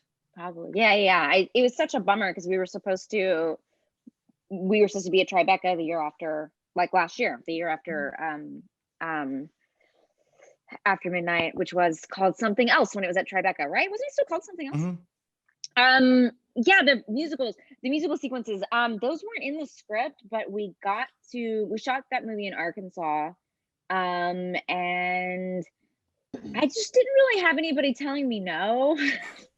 So like, I think the regrets I had about my first film was I took some swings with it. Like I shot on 16 and I shot like on location and I did some stuff that I was like really excited to do, but I felt for the most part, I kind of played it safe. And I was like, I just wanted to make sort of a traditional movie to prove that I could do it. And with this one, I was like, well, it took 7 years between my first and second film. And I was like, I guess if I'm going to make a movie, I'm going to do everything I want to do. And like, maybe I'll never get to make another movie, but like, at least I'll have done the things that make me happy. And I like movies that do weird shit and that kind of just lean in and take big swings. So I knew I had two of the people who, the people who haven't seen the movie, it's like takes place in the 90s and there's nurses like selling organs on the black market. But then at one point there's like a musical interlude where these people start singing. And I knew I had these two singers on set. So they both were in this kids show, this Nickelodeon's kids show. And I was like, I think maybe we should just have a song and I'm going to record you guys singing the song. And my DP and my producers were like, there's no way this is ever going to make it into the movie. You're never going to get it to work. It's not going to edit right. It's not going to cut right. And then it totally made it into the movie. And I am very happy with it. Yeah, I don't know. I guess the answer is just like do something that made me happy and made me giggle because there was no one to tell me no. And I felt like, in other stuff I do, there are people that tell me no. So I may as well do the thing that makes me. Oh, I love it because it was like such a dark black comedy, but then there are these moments of just like pure absurdity, which just like gave it a different feel. But thank you for that. Yeah, of course. Yeah, thanks, guys. Awesome. Oh my gosh. Thank you so much, Jessica. Okay, let's see. Alex, do we have time for one more question? We absolutely do. Excellent. So I'd say a good way to round out the evening is with Brea's adorable puppy. Yeah, now you're getting the full, like I'm gonna eat on camera, I'm gonna bring the dog in. I saw your cat earlier. Brea's given up, guys. Late for me. Ryan Jackson, let's bring you over. You have kind of a nice question that we can. Oh, Actually, we'll ask that one, and then after, let's bring over Ryan Jackson, and then we'll bring over Robert Nino to kind of finish out the night. Because Ryan has a question I was actually really interested in. Hey, Ryan. Hi, what's up, guys? How's it Thank going? you so much for joining us. Yeah, my question was to Jeremy. What's good? What's going on, bud? My question was not much, man. I'm on like EST, so it's kind of. Oh my gosh! So Hey, it's so am like I. 1 Yeah. a.m. your time. Wait, so are we? Oh yeah. Almost. Yeah, Yeah. but you don't almost. sleep. Yeah. You're right. You're sorry. Yeah, Jeremy's a bartender. my He's question fine. was. Yeah, I'm literally looking like, do I have time to go to the bar after this? So yeah, Ryan, what's your question? Oh yeah, my question was to Jeremy specifically about the structure of the story. Specifically, what inspired it, and then also another question is, how much of that was was it structured that way initially when you conceived it, or was it like something that you guys came about in post? With like the flashbacks and Sure, everything. yeah. That's During the editing. Yeah. So, I mean, I'm a pantser. They say they planners and pantsers, so they go by the seat of your pants. That's how I write. So I kind of was just writing. It's very much more straightforward in the script, although there are those flashbacks. But what we realized when we were cutting is that those flashbacks, because they were out of time, we didn't have to use them where they were actually in the script. We could kind of cut them up, chop them up, and use them whenever we wanted. So the flashbacks are in the script, but they're not necessarily where they were in the script, because we realized, if we need a moment here to cut the tension, or to almost like a jump scare to shake you from one reality to the next, we can just slide that over here, move it there. So yeah, to answer your question, the flashbacks were there because you always wanted to see how, because Abby isn't around, you only get to know her through his kind of rose-colored memories. And so those were always there to kind of juxtapose what he was going through now and what he lost, but we were able to move them around in post, which is what they say that's the final rewrite, right? In post-production. Yeah, I think at least two of those were improv or completely improv. We added, once we realized, I think it was the last couple days on set when we had Brea, we were just like, okay, we're going to make up a couple extra ones, and just in case we need them. Like the vineyard wasn't one that was originally in there. And I think there was one other one. The sex scene wasn't even in there. There was the hammock scene had dialogue, which we ended up taking out. Because it wasn't the tire swing, right? That wasn't in the original one. That wasn't in there either. No. Yeah. So and in the original cut, it was 43 minutes long. The tire swing. It's not a joke. The first cut literally had 11 minutes of. They probably told us in 5 different rounds of notes. Can you trim the tire swing a little more? We're like watching her spin. Pretty. We get it. Brea looks great in slow motion on a tire, but it was dreamy and it was comforting, and they kept making us shave it. I think on one round we said we cut it and we didn't. Well, then so when you did because you and Brea have really good chemistry in the movie, so how much of that was one of the decisions where you were like, oh, we really can use a lot more of this shit now that it you guys kind of work? Because I could see a situation where if that wasn't clicking the way it was clicking, that you would be like, all right, we're not gonna but since that kind of worked, how much of it was inspired by that? Where it's well, so we got all these options because clearly the chemistry between Jeremy and Brea worked. I believed it, put it that way. I believed it. That's good. That's very good. I'm very glad. No, I mean, I get so Christian and I are softies. We always wanted it to be a relationship movie with a monster in it, more than a horror movie with because that's usually the way it is. Usually the horror in a horror movie is first, and then whatever the relationships are, the characters come second. We like to flip that. And so one of the good things about the way we had the schedule was that I had to shave that wasn't a good thing, but I had to shave my beard at the end. So shoot everything in the present first and then do the flashbacks at the end because I needed to look younger. So I had to shave my beard, which made me very unconfident Brea was the only nice person to me when I shaved my beard. Everybody else No, shut up. was horrible to me, including Larry Fessenden, who afterwards, when we sent him a cut of the film, called me up and he goes, "Hey man, just saw a cut of the film. Yeah, now I know why you have a beard." Thanks, Larry. Man, Larry Fessenden throwing shade. Yeah, I was like, "Come on, bro. You look like Grandpa Thumb. If I'm a thumb, Larry's Grandpa Thumb." Anyway, love him. By the way, can I say, when you say Brea was the only person being nice to you, I'm pretty sure in the behind the scenes footage, I have a shot of you walking up to set and her seeing you for the first time. And I think the first thing out of her mouth is like, "I don't think I can pretend to be in love with you anymore." I gave everybody on set, I did walk in and I said, everybody gets 30 seconds to make all their jokes and then we're getting back to work. But then after that, when my actual anxieties and fears came in, she was kind while everybody else was still snickering. Anyway, but the fact that we were able to backload that stuff where Brea and I were young and in love was great because we had time on set to get to know each other and get closer. So when everybody left and all the other actors were done and it was just the three of us, we were like, or the two of us. Who's the third? What was I saying? Three of Christian? us. I mean, probably me.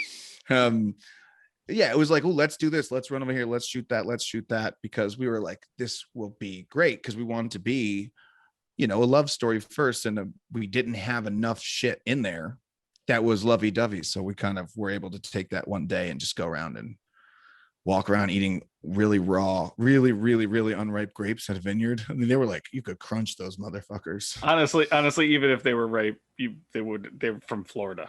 Like it's not the grape capital of the world. Oh, I'm sorry, you mean the ham steak capital of the world? Are you get shitting on our? I know. I don't go to Florida for grapes. I go for ham steaks. Oh wow. Well, guys, thank you so much, Ryan. That was Thanks, an Ryan. excellent question. Thank you, Guys, thank you. Love your poster. Yeah, that is a thank you. really good poster. So, well, I'm going to close us out with kind of one question, unless Elric, do you have any amazing questions to kind of close? I didn't see any. No. I mean, I think it's good. I was going to say one. I think it's a nice thing to say. I did text Becca during this one at the start, Jeremy, that your energy. It's like it is actually a lesson. It might sound silly, the thing about beard, no beard, but it can be like a different performance energy and style too. But I kept saying it reminded me a lot of Matthew Lillard and Scream. He did like, text a lot. me and say that. That's not a bad thing. That's a good thing. Yeah, when he doesn't have a beard, they both have no neck. That's yeah, not what me I and was Matthew meaning. Lillard, we just go straight from the eyes to the chest. There's no definition there. No, I've gotten Matthew Lillard a lot. Okay. And I'm not. Matthew Lillard also played a catcher in Summer Catch, y'all. Like, I mean, come on, it's. Hey. So it's like right there. Yeah. We had a catcher's mask. I mean, it's. Somebody get Matthew Lillard on here. Is he in the thing? Pull him up. Yeah, is he in the chat? Who's in here? Let's bring him over. Not Alex, get up, Matty Matthew Lillard. Alex, email Matthew Lillard and bring him in. We do have Is this how Skeet. this? Hold on, we got Skeet. Hold on. Okay. All right. No Skeet. All right. I got nothing to say to that. I son of was a going to bitch. close this out since we are sitting here with some absolutely amazing, kind of DIY and indie filmmakers. If anyone here out of the 48 people who are left with us 3 hours later, are kind of, looking to get a film off the ground, I don't know what to do. Kind of what is the one piece of advice that you would give them going forward? A don't skimp on, or a hey, don't forget about, or above all, just have a good. What piece of advice would you give them? Lawson.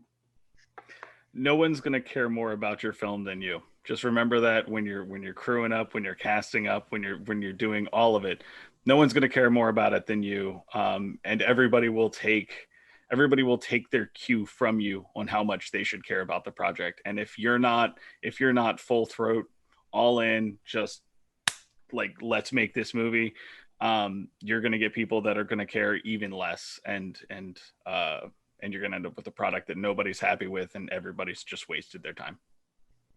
Thank you, Alex. Alex for the win. Very nice. And I'm going to add on to this. What is your piece of advice for all those wanting to go forward? From Derek Faraci, who is one of my fave journalists. Have you ever had an gorilla fart? Oh yeah, yes. I will drink almost anything though. So okay, that I understand. I would probably agree with that. Yes. Yeah. Okay, Brea. I mean, Dave's advice was good. I mean, along the same lines. I mean, if you are gonna direct something, just know you're gonna have to be the one to stand up and answer. You're gonna have to be the one who says, like, yes, I made all of these decisions. So, because there's always days where I'm like, do I really want to fight for this? And I'm like, yes, because I'm the one who's gonna have to answer for all this. But I think, first and foremost, I mean, have a really good script. I mean, I know, like, these guys, I read couple scripts a week at least, and I'm shocked by how many bad scripts there are and how few good scripts there are. And when something's really good, it stays with you. And like, there's scripts I can think about from 5 years ago that I'll be like, have you done anything with that script? Like, yeah, like that'll come back to those scripts, you know, because I read so many ones that are greenlit and they're not good and they don't make great movies. I don't think you can make, I think you can make a bad script, a bad movie from a good script, but you can't make a good movie from a bad script, if that makes sense. So I think starting with the text, as they say, is important. Have you had a gorilla fart? I don't even pretend you have. Think so. Well, I mean, listen, I went to college, you know. What's that? Brie was like, is that where you mix a bunch of different teas together at the same time? Yeah. Now that's basically me. These guys think this is very funny that I am what, healthy and organized. Yeah, I think it's hilarious. And organized. Just so you know, every time I make fun of you for not drinking, it's really because we just drink too much. I don't drink either, Brea, and I always get such shit for it when I hang out. I do drink. I drink, but not like these guys. So it's like I'm just a normal human. These guys can go out and get like drunk on school nights. If you're gonna do something, school do nights, it right. It's a whole thing. If you're gonna do it right. He really tied it on at the rap party, so I know. Yeah, I'll have a day or two. Like I can let loose, sort of, almost. I can almost let loose. What's in that Spindrift can, Brea? Good. Christian, what is your piece of advice? I mean, I think it goes back to what we were talking about earlier about not trying to go beyond your means or like working with what you have. I think don't try to make, like, if you love all these big budget movies or whatever, don't try to make that at a small budget. Like we could have easily tried to make this movie what's that movie with the Krasinski? Quiet Place. Quiet Place. Yeah, we could have tried to make this a Quiet Place and we would have failed miserably at our budget. Because we had a smaller budget, we have to do something original and different. So I think that's the biggest one. I've seen a lot of people on YouTube that do like kind of early tech videos, or they just bought a camera and they think and they're just like starting out. They post something and they're actually trying to film The Matrix like with an SLR, and it's like no. It's like it's always gonna seem phony if you're trying to work beyond your means. And gorilla fart? Oh, no, I don't think. I mean, I've heard of it. That's about it. Never seen it in person. Jeremy, okay. Advice and gorilla farts. Well, you got to surround yourself with like-minded individuals. You got to have friends. I couldn't make this movie without any of these people. It just doesn't happen. If you can play a fucking guitar if you're John Mayer by yourself, but other than that, and only John Mayer. Everyone else don't even pick it up because no, I'm just kidding. But yeah, you can't like, writing is something solo and it's miserable and you sit and you bang your head on the keys and you stare into the void. But if you're gonna make a movie, you gotta have people that have your back that are just in the trenches with you, or it just can't work. So you gotta have people. I also don't think that, like, I'm not a technical filmmaker by any stretch. I don't know shit. What I know is that I can't help but tell a story. So you got to decide why you're doing it first off. And I write because I want to talk about what it means when you have to rely on somebody that you're not necessarily that fond of. But The Battery was about friendships, about who having to rely on somebody. And then this one was about relationships and what it's like to give up a piece of yourself for the relationship you're in. And right now I'm kind of toying around with an absent father's Alien script, but again, these are stories that I have. You just have to tell them. If you're trying to write, if you just want to make a movie, and you don't start with a story you absolutely have to tell you, it's just going to be a miserable long slog that actually doesn't fulfill you in any way. So do that, I guess. Yeah, those are the big ones. Care about what you're making and find people to help you that care about it too. I've drank a lot of weird shit, but I mean, I'm a bartender. I don't have to drink a fucking gorilla fart. I drink for free. That's fine. No, I've never done that. Elric, gorilla fart. No, I didn't even know what it was till I saw this movie. And no one's talked about Henry's performance. He's really hilarious. Oh, dude. Do you know how much, like, this movie could have been 5 hours long if it's just Henry making jokes? Yeah, one of the rounds of notes was, we know Henry's funny, guys, but you can't leave every single joke he makes in the movie. What was he eating at the bar? Boiled peanuts. Oh, that's why I had no idea what they By are. the way, I was the only Fantastic. producer that fought hard for those shots to stay in the movie. The close-up of him coughing on it, we left that. That was literally a flag we planted. Okay. Also, this is a good time to really quickly say, because Justin and Aaron are a big part of this, and they're not here either, that the Rustic team, they knew that they weren't going to agree with everything that we liked, because we have a very weird sensibility.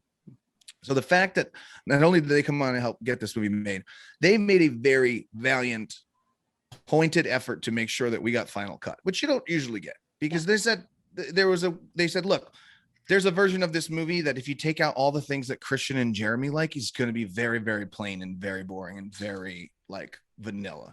The things that make Jeremy and Christian's stuff interesting is that they are weird. Like, we do weird shit. And yeah, I mean, if Justin and Aaron called the shots, it would have been spring, you know. Yeah, exactly.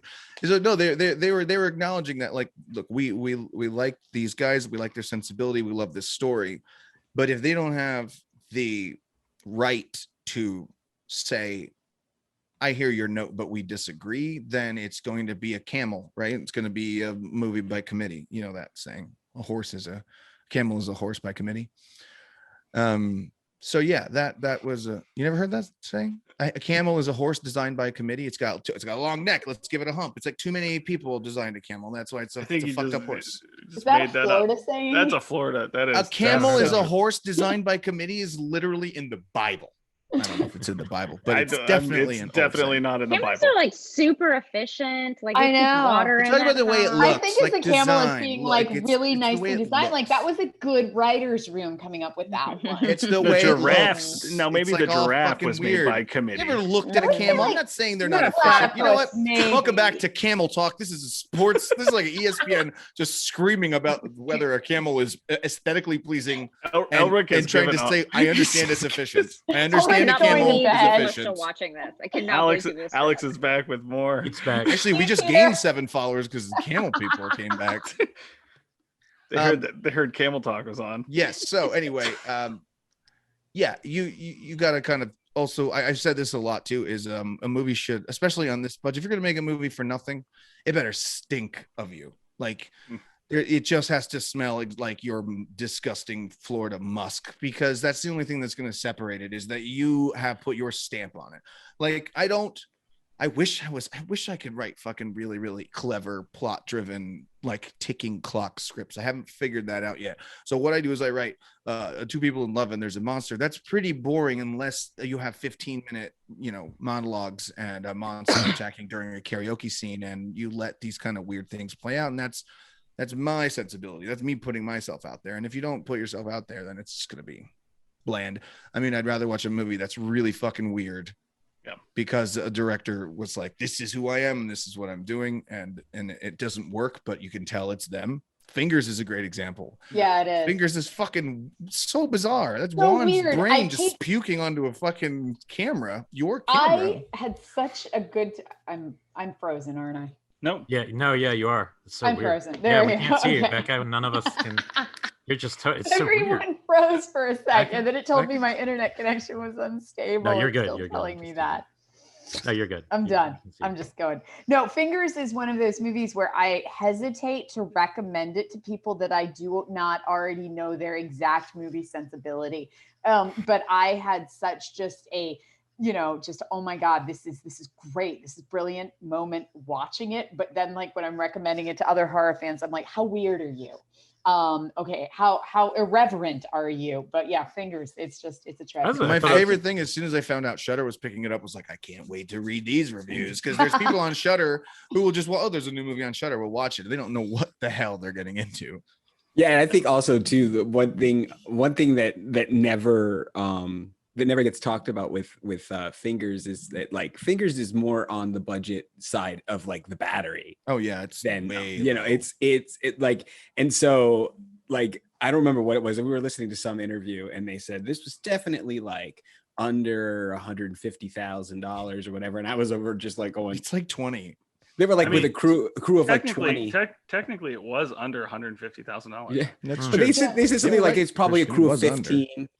They're like a crew of 15 or whatever, and I was like, that was just me and my wife was my assistant camera, and that's it. Like I'm like, no, it was back to the Battery, for Fingers. So like I like whenever I think of like listen to that, it's like that is another one of those movies that like is kind of just made by the skin of our teeth. Yeah, and that's an example of, because it was so low budget, because there was nobody else, it's so weird and irreverent.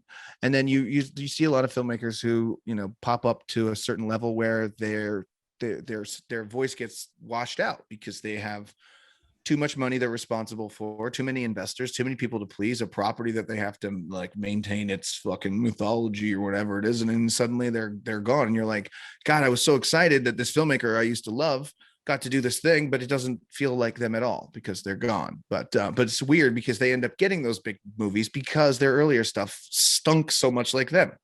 So you kind of lose that once you go up, and I don't know how you maintain that anymore. I guess you just. Yeah, that's the path I always tell my students that they're going to go on, is you're going to make something for 10,000 that is all you, and it's going to have a lot of scars and scabs, but it's going to be all you. And then from that, somebody's going to pay you $5 million to go direct a sequel to an IP that, you know, and then you're going to have to lose every single one of those scabs and scars that made you you. Well, can they call me whoever's going to give them the $5 million to do that sequel? Because that'd be great. I'll tell them. You. Okay, great. So, with that, thank you to the 48 people who are still here with us. Alex, how's it going? Alex looks so fresh and like he's like ready to take on the world right now. He didn't have to do any work. He's just hanging out. It's good. That's the good life. I had to look up Skeet. Yeah. That's it. What about, well, let's not fail to mention, it is cool. The Arrow release looks really badass. Oh yeah. And that's partly, you know, what inspired us. We just were like, oh, we haven't really gotten a chance to talk to you guys a long time in this amazing release. So that's where, I guess that's available in the US as well, right? It's not just the UK. Okay. Oh, and you got to get anybody who wants to watch the 90-minute making of documentary on the Battery Blu-ray there. That is we made that because my film school was watching bonus features on DVDs, and so we wanted to make something that showed us literally from the movies we made in high school, and it goes all the way through every process. What the fuck is the word I'm looking for? No, every aspect of the production, all the way to it's 1:15 here, guys. Wait, were you talking about the Arrow release in the US? No, I'm talking about just watching Tools of Ignorance. I don't know that. I'm saying if you get your hands on the making of the Battery, it goes from when we started making shitty little shorts in high school and to every single piece of everything that went wrong on the Battery. But you're saying that's on the Battery. That's on the Battery Blu-ray, the Arrow release. I don't know if it's the US I see release. what you're saying. Okay. But I was just going to make a warning that the Arrow release is region locked to the UK. Is it? Oh, okay. That doc is also on the Scream Factory Battery Blu-ray too. Yeah, Okay, cool. that one is domestic, so you can always pick up the Scream Factory one, which is beautiful. All right, I'm done talking about movies. I have to work in the morning. Oh no. Well, this kind of turned into the after hours bar after a festival, which just made me miss all of you even more. Do it in person. And plus I got to hear Lawson's young one crying occasionally in the background. I know. I gotta go get on a yoga ball and bounce her back to sleep. Yeah, I was gonna say you're probably on baby duty since you stepped away for a couple of hours. Your wife's gonna be like, no, take this. So nobody even got to see my cut off jean shorts. Oh, nice. I have camo sweatpants on. I wear nice like Zoom clothing up top, and I'm literally wearing gym shorts. So that's how we roll now. So And I'm not going to share my pants. Which means there may not be any. We're okay. There's no We're going pants. with that. He wants No, us they're to shorts. think No, there's they're no also pants. shorts. I am also wearing shorts, but like nobody wants to see that. I want to. Christian, show me your pants. No. Show me your pants, Christian. Later, Dave. On In that, our I guess private we can text. call it a night. Thank night. you all. It was a pleasure, guys. All Thank right. you. It's Thank good to you. see you guys. I Everybody. miss Thank you you, guys so Todd. much. Thank Yeah, you, thank Todd Todd. came back to wave goodbye. Hey, bye bye. Thank you, Alex. Alex, for letting us do this. Is there anything else cool coming up at the USC screening series that we should plug? Well, we should plug Winter Beast. Since that's our next, we already know we're doing Winter Beast. We're and doing Don't Panic, Winter Beast right? and Don't Panic next month, y'all. It's True gonna be regional filmmaking with Winter Beast. Yeah. regional And crazy stuff. None of us will have seen Winter Beast until it's Never presented seen live. it. Mm. But Don't Panic is a freaking trip. And because of that, we're doing a pajama jammy jam. So y'all are wearing pajamas, right? I'm not making this up. You're wearing pajamas. I'm already there with you, Becca. I'm going to find dinosaur pajamas in Sullivan. If you find me them, I'll wear them. I think that they're actually selling them as part. okay. I swear I saw them pop up as like, and here's, if You I guys buy have the you, USC budget, so if I buy you dino jammies, will you wear them? sure. And I'll do a gorilla fart. Done. I'll I do it heard all on the Nope. same night, Heard it. live on Zoom.